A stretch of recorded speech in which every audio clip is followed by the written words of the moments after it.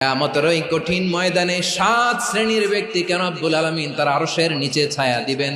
তার মধ্যে প্রথম শ্রেণীর ব্যক্তি হলো ইমামুন আদিল, যে ইনসাফের সাথে বিচার করে, যে জাস্টিস সমাজে সার্ভ করে, যে সুশাসন নিশ্চিত করে, ওই ইমামুন আদিল। আদিল শব্দটা বুঝছেন না? ইন্নাল্লাহা ইয়া'মুরু বিল আদল, পাইছেন? আদিল। 7 শ্রেণীর ব্যক্তিকে আল্লাহ তাআলা সুশীতল আরশের নিচে ছায়া দিবেন, যেদিন তার দেয়া ছায়া ছাড়া কোনো ছায়া থাকবে না।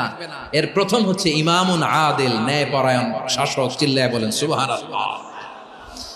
আবার বিশ্বনবী বললেন, ইন্নাল মুকসিতিনা ইনদাল্লাহি আলা মানাবিরা মিন নূর আন ইয়ামিনির রহমান। কিয়ামতের দিন যারা ন্যায় পরায়ণ হিসেবে আল্লাহর সামনে দাঁড়াবে, কিয়ামতের দিন রব্বুল আলামিন তার আরশের ডান দিকে ওই ন্যায় পরায়ণ লোকদের জন্য আরশের ডান দিকে একটা নূরের